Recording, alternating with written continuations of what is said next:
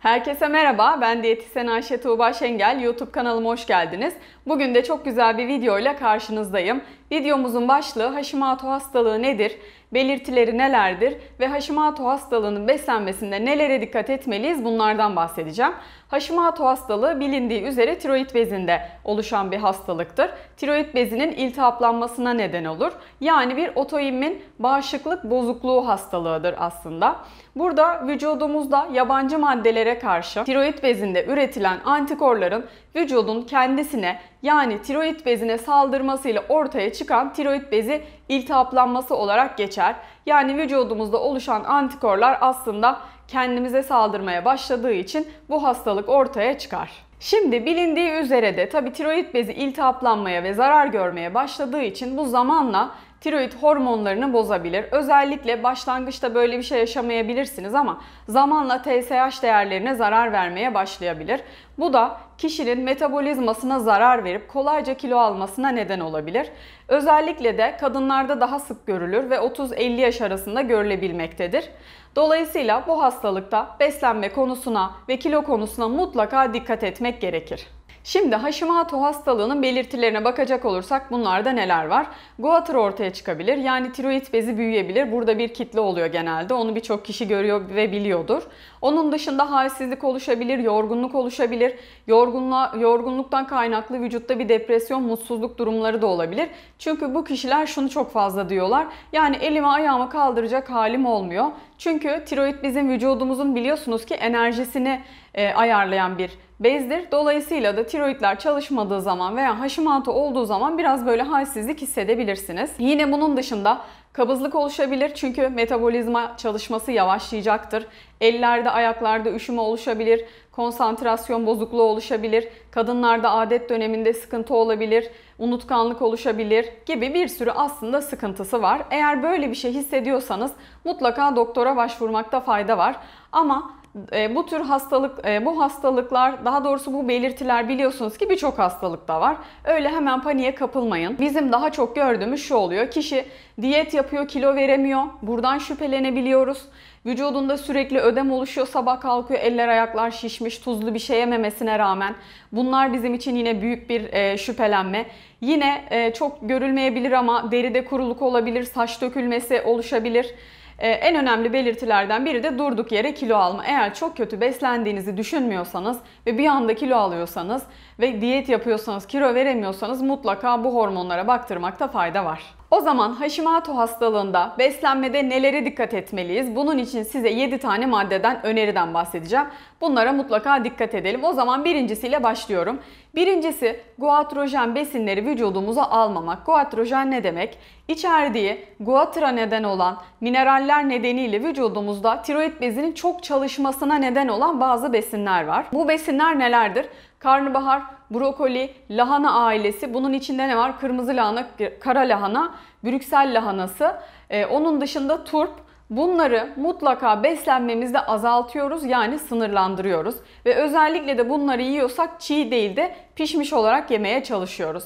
Burada çok seviyor olabilirsiniz brokoli, karnabaharı ama öyle her gün etin yanına brokoli haşlamayın, karnabahar haftada 1-2 kez yemeyin. Bunlara dikkat edin. Olabildiğince bu besinleri azaltmaya çalışın. Geldik ikinci maddeye. İkinci maddemiz de tiroid hastalığında sağlıklı ve dengeli beslenmek önemlidir. Yani her besin grubundan besinler tüketmelisiniz. Yani sürekli protein diyeti olmamalı. Tiroide zarar verebilir, vücuda zarar verebilir. Ya da sadece işte sebze diyeti olmamalı. Hep sebze yediğiniz işte öğlen sebze, akşam sebze gibi bir diyet olmamalıdır. Yani dengeli olmalıdır. Gün içerisinde meyve de yemelisiniz, sebze de yemelisiniz. Az miktarda sağlıklı karbonhidrat da yemelisiniz. Bundan kastım nedir? 1-2 dilim ekmek yiyebilirsiniz veya işte bulgur pilavı 3 kaşık kadar yenilebilir veya gün içerisinde yine kepekli makarna gibi bu tür besinlerden de az az koyabilirsiniz.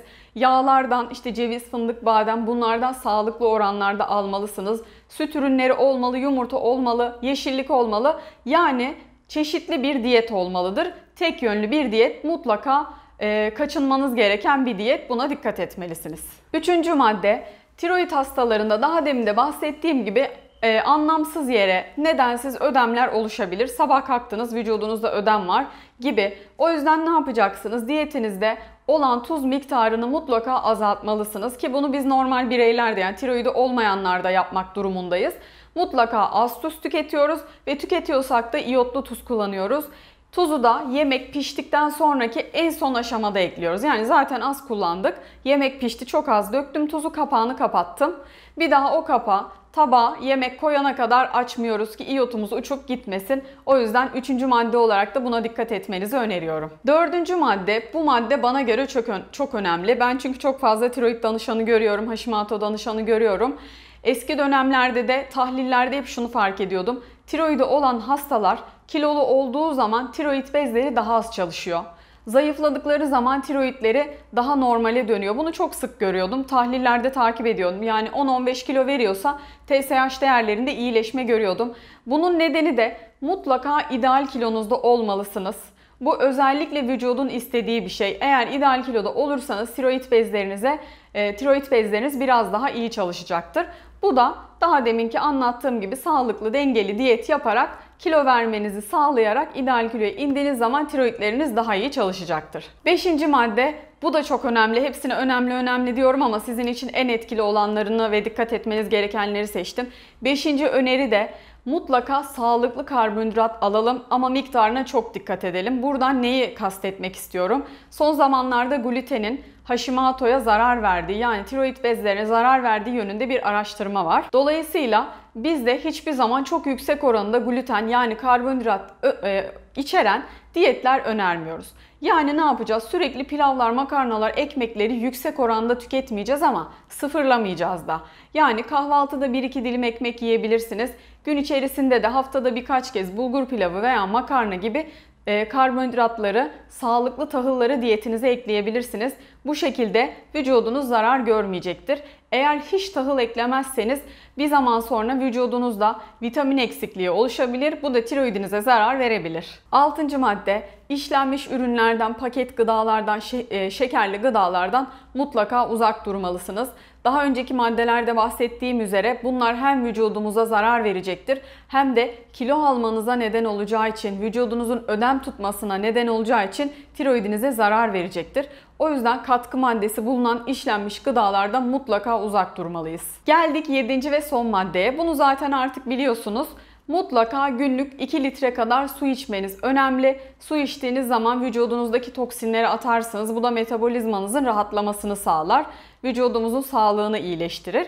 Buna dikkat ediyoruz. Bir de küçük bir ekleme yapıyorum. Selenyum takviyesi gerekli olabilir. Bunu da son zamanlarda çok iyi endokrin doktorları önermeye başladı.